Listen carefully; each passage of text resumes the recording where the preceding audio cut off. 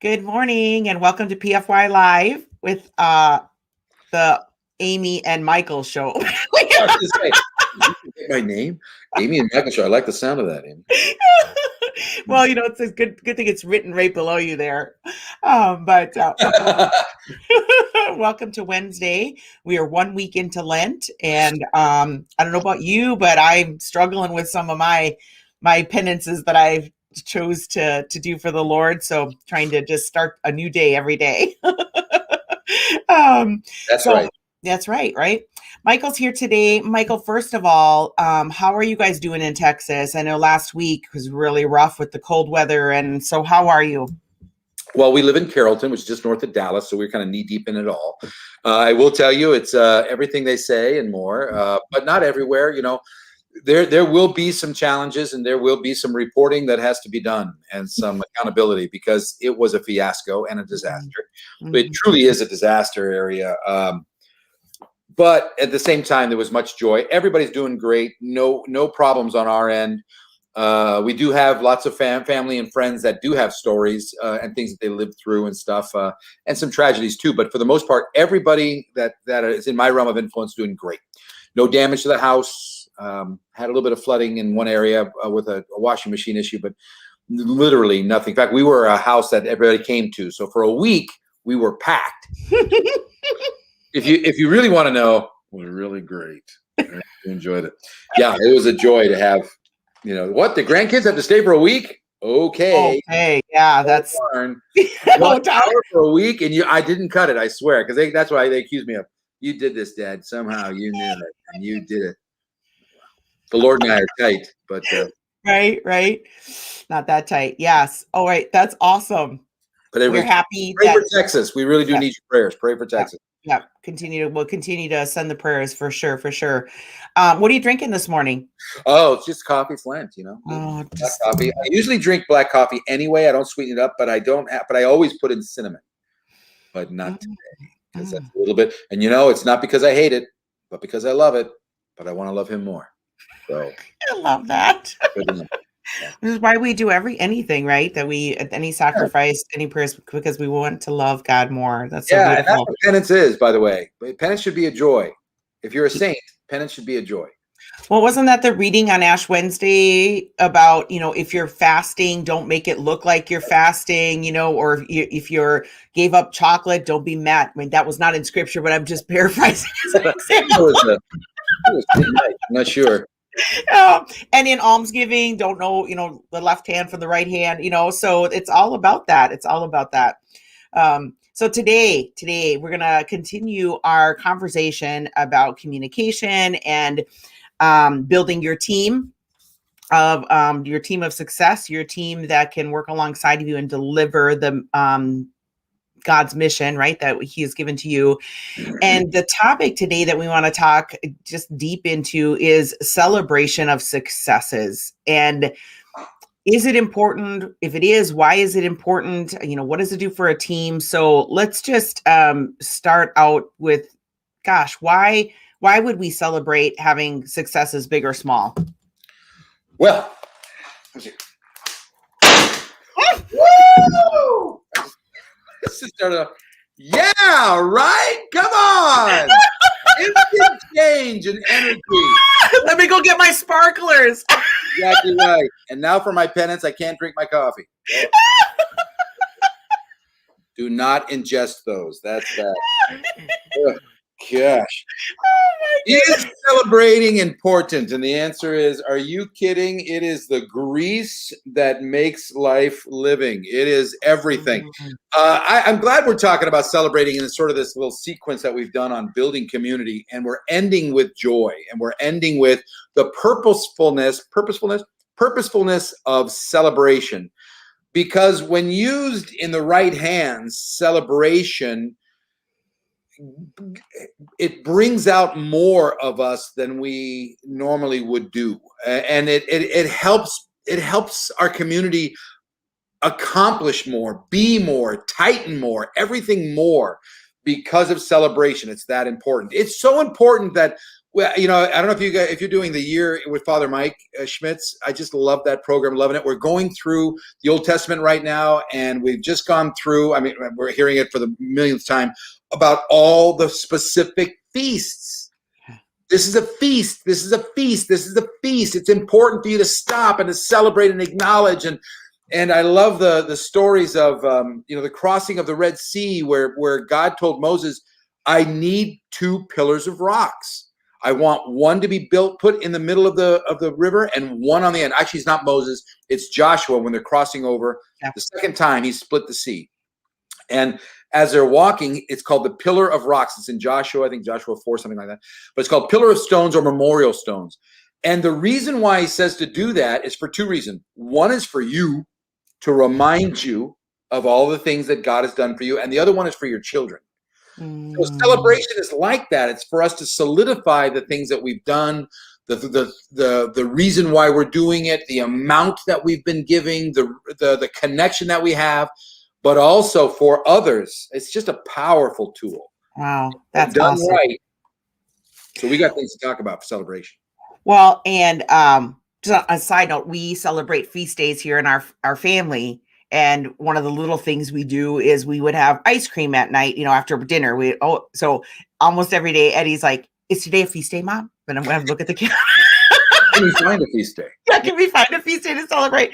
But on another note, I know that that's been celebrating little or big successes. I know have sometimes been a struggle for me, like, you know, running the Steubenville conferences. We get done and, oh, you know, kind of good job, everyone. But then it's on to what do we need to fix for the next year? What didn't go well, you know, and instead of, you know, over the years, I've been having to find, I found ways to be very intentional about celebrating, you know, the successes and even separating our meetings. Like we have a celebration, you know, did a good job, celebrated, we, you know, ministered to thousands of kids.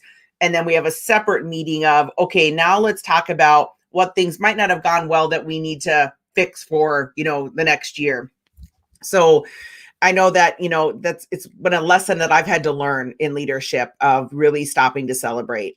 There'll always be something to do next. The saddest Yeah. thing is not to take advantage of all the hard work that you've done and to cement that in and to build on that. You know, I think we've talked about it before, but the goal of building a community is that your volunteers feel, even though I'm not a teenager and going through your ministry, but I participate because I feel this is my ministry. I am participating here. I'm part of this.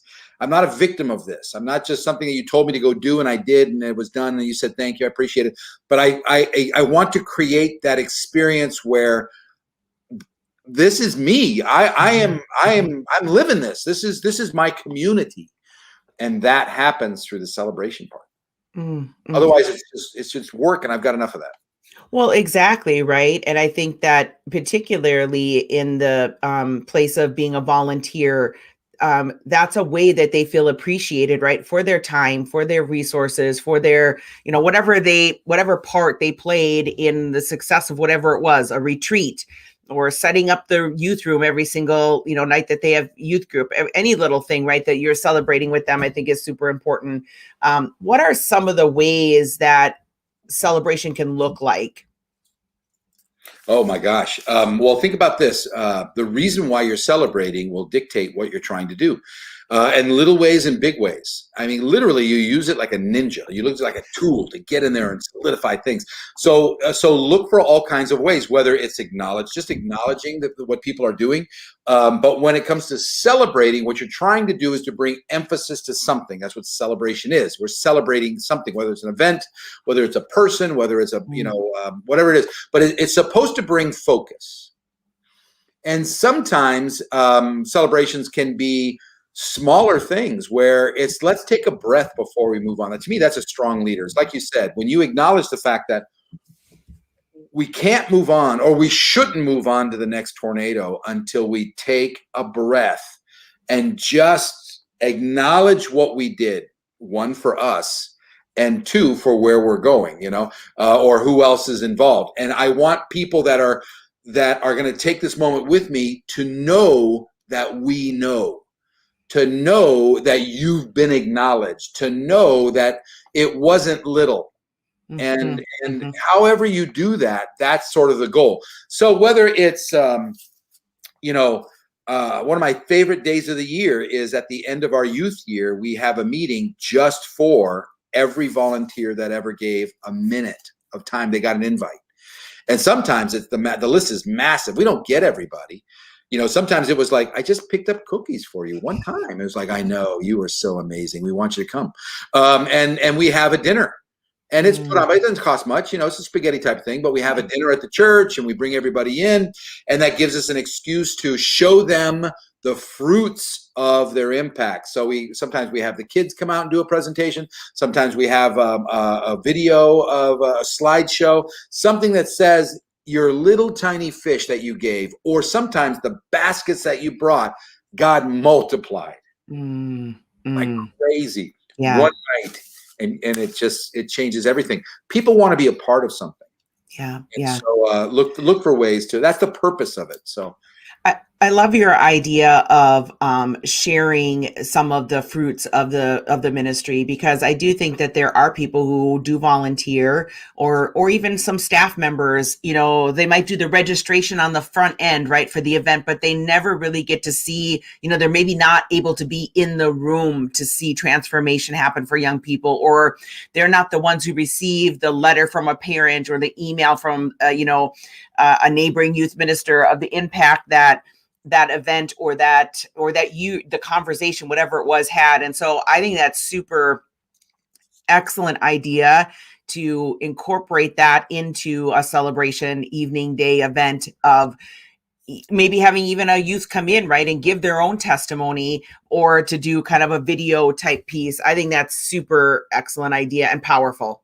There's so many ways to, or reasons to, celebrate all around you. And basically, by definition, is to bring emphasis to something. One of my favorite things, my favorite memories in building community that kind of came to mind when we were talking was, we had people that volunteered. They didn't have any kids in the program, but they missed their kids. So what they did was they came and they cooked, because we would have a little meal right after, between mass and youth night.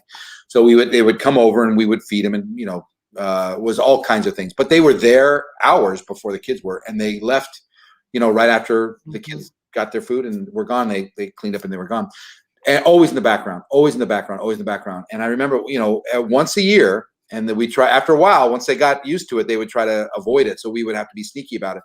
But I remember the very first time when the kids got there early, and they had set them up. So they made dinner, but then when they were supposed to come out and present dinner, they came out and everything was gone. Their tables were gone. Everything else was gone that they were supposed to put their food in. Like, what happened? What happened? So they came into the big room, and everybody was there waiting for them, and we gave them a spotlight, and they're crying. It was crying. And they've got meatballs in their hands. This is so beautiful. I just can't believe. And it's like it's solidified for the next 10 years. It's like, oh, you guys got me. I'm in. I mean, when you get those tears flowing, man, that's success right there. Exactly right. Especially when they're holding a plate of meatballs. Yeah. It's nothing better than that. Yeah. What are some other tips to share about celebration? Make it personal, make it meaningful. That's an example of difference. I remember Debbie Buckley and Allie Hoffman, my daughter, and Mike Walden. They would go out of their way to make sure that at the end of every year, every adult volunteer got a special holiday gift that was for everyone, but they made sure they got it. And what was really nice was they hand wrote a note. I mean, a pretty good sized note to every single person. That was very nice. So it doesn't have to be huge. It just has to be something that acknowledges the efforts. I will tell you this though: you want to build community, you make sure you build in a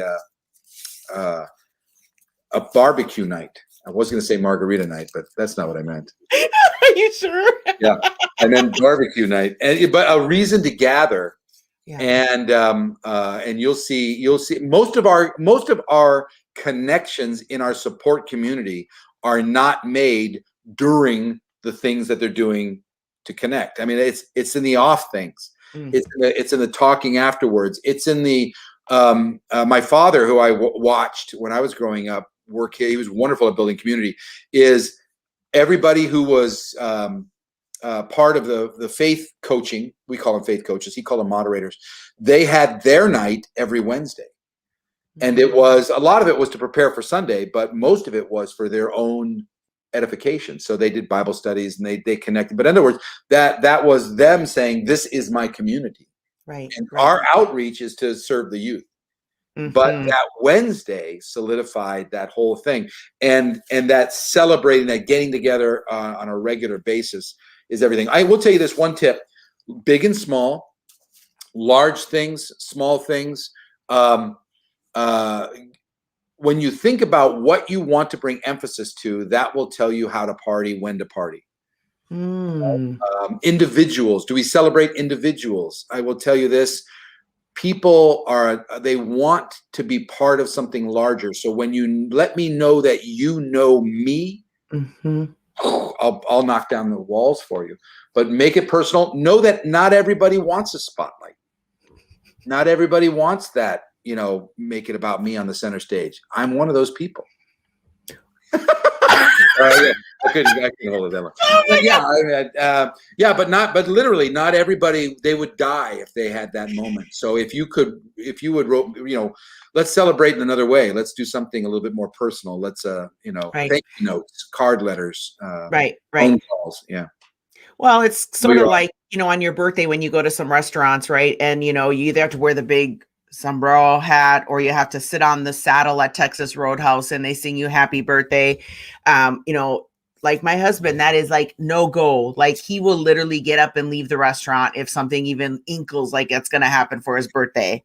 I don't mind it so much. Come and sing around my table. Like, let's celebrate. And I do.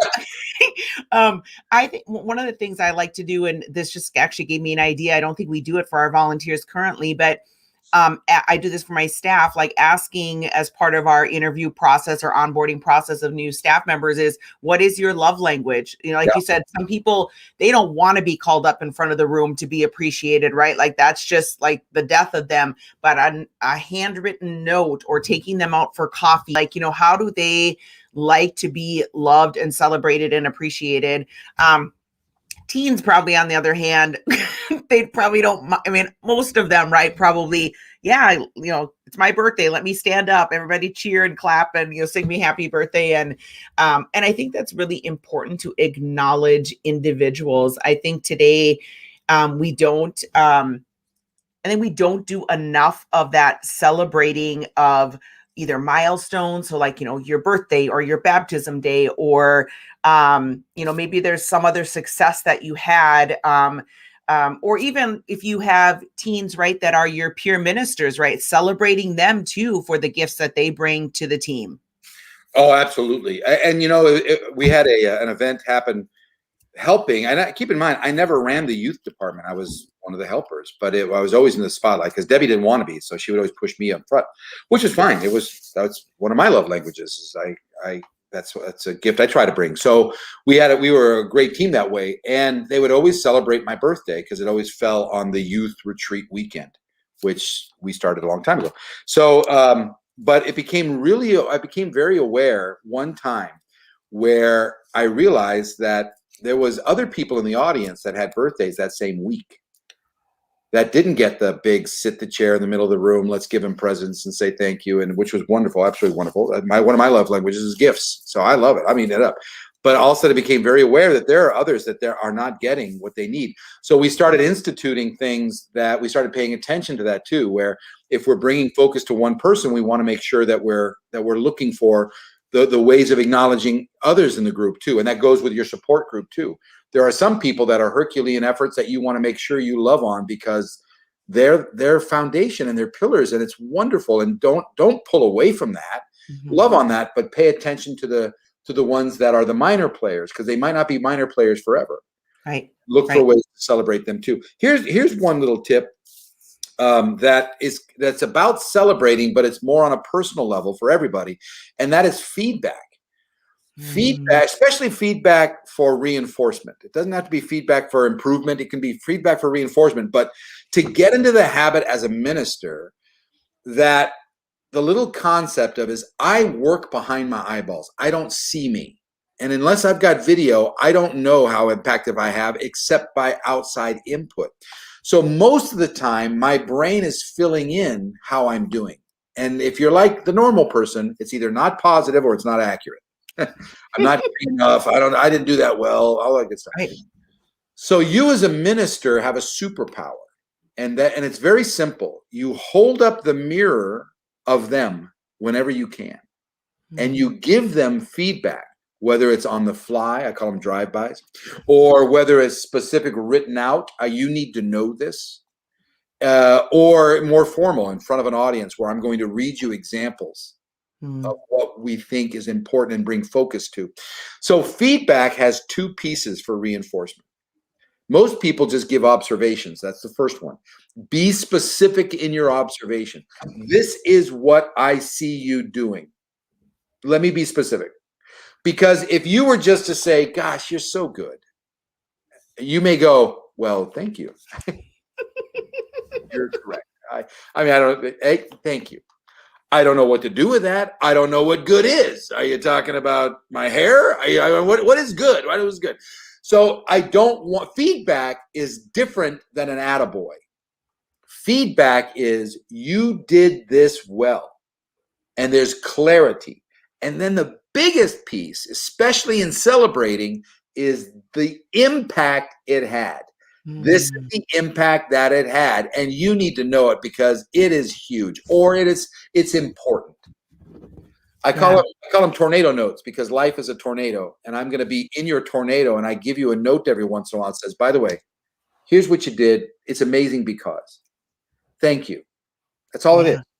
And sometimes when I get that, it's a celebration of the effort that I'm making on a regular basis. And what it does is it creates that confidence that you are for me. You see my efforts, you acknowledge my efforts, you go, and if you are for me, I don't have to be for me, which means I don't hesitate to volunteer more often because number one, you make me feel good. I like the endorphins. Thank you very much.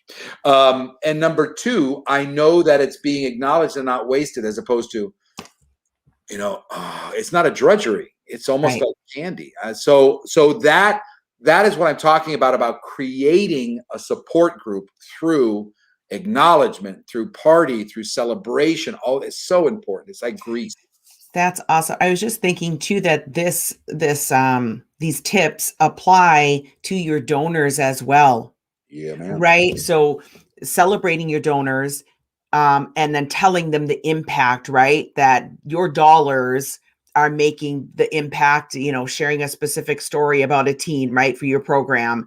And that's super important, right? To engage them in the ministry too, and celebrating the resource that they bring to make your ministry possible or to do something specific for your ministry, go to a special conference or do a special mission trip, or, maybe they paid for the bus for you to go on either of those, but tying it back to the impact that their dollars are making in the mission and the vision. Oh my gosh. Can you see the impact of when the youth on a particular Sunday have a table in the narthex or outside wherever you guys do it, where the community gathers or at least passes by after a mass, and it's just the youth with a table and balloons, and it's basically they're handing out a little thank you bag because the congregation stepped up and made the last weekend happen. So it's planned in the future where we have this little celebration after mass and people are going, what is going on? It's just joy. It's just joy. That's all it is. But they are reminded that your support, whether it's financial or prayer or just backing me up, has such an impact, and we love it so much. We're so grateful. That little tiny celebration for your community and for your partner, for the partnership in the parish, gets people to go, this church is alive. We're having impact, and it means something, and I feel part of something larger. Yeah, right. I mean, I love a party. doesn't love a well, there are people that don't love a party, but not many. Not many, right? You always got to invite a few Amy's to a party. I can have everybody. Anybody can come to a party, but I got to make sure I have a few Amy's. That's right. That's right. Just float around, talking, saying thank you, and just, and I think that that's the job, right? Of, the minister, the youth minister, or whatever ministry position you're in, is to travel around at a party, right? And making sure, or a celebration, that you are engaging everyone who's there and thanking them. And, sometimes I have to say, can you remind me your name and remind me, what did you, how did you help us? Because we have hundreds of volunteers, right, that work in our program. I can't remember every single person where they served with us. And so, or I'll ask them, how were you impacted by the event? Or how was your teen? Like, if they're like, oh, my kids come to the program or whatever. Like, so I think it's a great opportunity in celebrations to learn more about the people that are serving alongside of you and the community that you're building. Oh, absolutely. And remember, I think we had mentioned this one of our first talks when we first got going, and especially building community is one of the biggest challenges with people that join, especially a youth ministry, is their desire in their heart when we all first start is, man, I want to impact the kids. And they become well aware of the majority of your time is spent working with adults. It right? is, yeah, right? Yeah, it's the truth. Yeah. And this what we're talking about today is the secret sauce of building community. And that's finding opportunities to connect with the people so that you're not a loner. One moment, please. Hi, young man. Oh, please bring him in the camera. Come over here. People want to see you. Come. Yes, I'll pause it. Come over here a second. No! Oh, I guess 4-year-old says no, Mom. So I think building that community is strong. And like I was just writing down secret sauce. I think that's what celebration is it's the secret sauce, right? And we too often we underestimate the value of it. Well, it's the foundation of everything. Here's a little psychology. As a sales trainer, it's my background. When I first got into training, I was a sales trainer, national sales trainer for an organization. The psychology of sales, the psychology of influence, you have to understand the power of emotion. People buy emotionally and they defend logically. That's how we make decisions. It's we buy it and do it with our feelings and our heart, but we defend it with our brain and our logic, everything else. That's why when you buy a car, the first thing you say is, why'd you buy the car? And you may see things like, well, the gas mileage is excellent. And that's not why you buy the car. You bought the car because you went, it's pretty. And I looked at it. That's why they have mirrors. To tell you something. There he is. Can you say hi to? Yes, I'm listening. What's up, buddy? Like, can you say hi to Michael? Hi. Hi. Mom's just about done. Can you give me just one more minute? No. What? When I did that free magic that station they might got 6 cents. Well, congratulations. We'll celebrate after I get off the video. Time is well worth it. Yes. I remember when he was born. Oh my God. Right? Is he married? Does he have any kids? How old is he? He's going to be 5 in May. I can't even believe it. Yeah, just getting so big, so big. My granddaughter turned 4 last weekend, and I think these two would be fantastic. Well, let's get them together. I think we should. We'll fly to Dallas, and we'll, or we can bring you up here to do some ice fishing. I mean, one of the two. I've got my taste of ice, Amy. No thanks. Okay. All right. We could use some warmth, so a trip down there would be great. So, and we can celebrate. All right. Well, Michael, thank you so much. These points are so important to ministry, and they don't have to be big. It can be just a little addition, right? To let's add a celebration in your calendar, right? Maybe a couple times a year or once a year, start out with once. And the other thing is there are people out there who love hospitality and they love throwing parties. Like you get one of those on your team, wow, you just need to hand it over and say, and walk in and amazing things happen. Whoa, this is great. So, well, yes. And yes. Yes and yes. When your son came in, there was the emotional point is that have you ever worked with an organization where it felt like, man, things are happening here? You know, this is alive, and that's the word I want to use. This is alive. That is the power of celebration, and you don't have to do a lot of it, but look at your parish. Does the parish feel alive? Right now, we're struggling because of COVID and the distance and all this good stuff. I think it's straight from the devil that says you cannot touch anybody. I really do. I mean, it is. We have to have distance, and it is constantly, separation, and we have to get creative to bring the reality that we are a church that is alive. And if you can find opportunities to bring some joy and to show the impact that things are happening, that you're going to see a church that starts to go, okay, this church is doing things and I want to be a part. If you are ever looking for a way to jumpstart your church, party. Find an opportunity to get people together and bring some joy. And you're going to see, okay, I need this so bad. Let's direct it in the right direction and use it for the power that it was made to be, for you and for others. Yeah, beautiful way to wrap that up. And I'm thinking, what kind of party can I start to put together? Get them together, get Abe together, love barbecue. Oh my gosh, that's awesome. I'm wearing this lately. This is a little redneckish, but America, I am not giving up on us. I think we can get past this, kids. We've done worse. So we can. And with the Lord on our side, nothing is impossible. I'm not afraid.